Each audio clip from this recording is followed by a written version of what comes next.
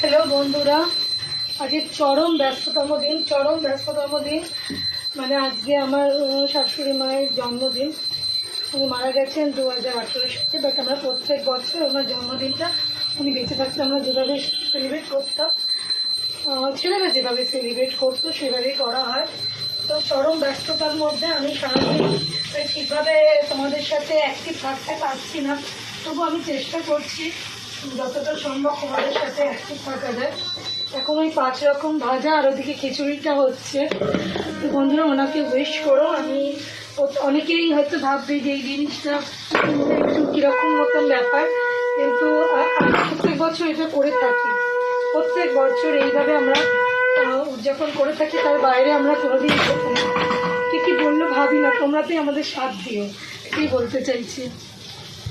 যেমন বাচ্চাদের জন্মদিনে আমরা 5 রকম ভাজা করি না, তো আমরা এরমভাবে দেখো না 5 রকম ভাজা রেডি করছি। যেরমভাবে মানে একটা মানুষ অ্যাকচুয়ালি কী বলো তো, এটা মনের ব্যাপার। তুমি কিভাবে এটাকে মানে করবে, এটা তোমার মনের ব্যাপার।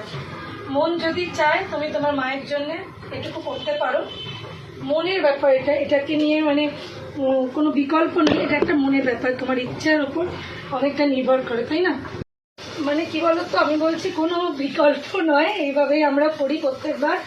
আর বন্ধুরা তোমাদের সাথেও শেয়ার করে নেব। তোমাদেরও যদি কারোর মনে হয় এইভাবে পালন করা যেতেই পারে। ওনার জন্মদিনটা উনিও ওপর থেকে ভাবছেন যে কত সুন্দরভাবে আমার ছেলেমেয়েরা পুরো পরিবার ওনার দিনটাকে, আজকের দিনটাকে আমরা খুব হাসি খুশিভাবে খুব সুন্দরভাবে আমরা ওটা সেলিব্রেট করে দিচ্ছি। এবং এটাও রান্না করছি যা যা জিনিস উনি খেতে ভালোবাসেন সেসবগুলোর মধ্যেই আমরা ওনার দুপুরে রান্নার আয়োজনটা করেছি। উনি খিচুড়ি খেতে ভালোবাসতেন, পোলাও ভালোবাসতেন, আমি সেই সবগুলোই রান্না করছি। মানে আমরা মানে কি বলবো, এই জিনিসটাকে খুব অন্যভাবে আমরা সেলিব্রেট করি। মানে যাতে ওনার দিনটাকে আমরা খুব আনন্দভাবে সেলিব্রেট করি, যাতে উনিও ভাবেন যে আমার ছেলেমেয়েরা কত সুন্দরভাবে এটা উদযাপন করছে। তো বন্ধুরা আজকে আসা ভিডিওগুলো দেখতে থাকো। তোমরা মাকে, আমার শাশুড়ি মাকে অবশ্যই হ্যাপি বার্থডে উইশ করো, সাথে থেকো। আর এইভাবেই আমাদের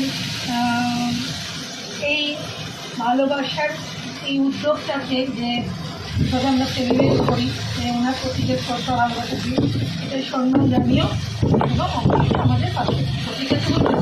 তো আমি পরে দেখাচ্ছি মাকে কীভাবে সাজিয়েছি, কীভাবে কী করেছি, ওগুলো ওদিকে রেডি হচ্ছে। আমি তো এখন রান্নাঘরে আছি।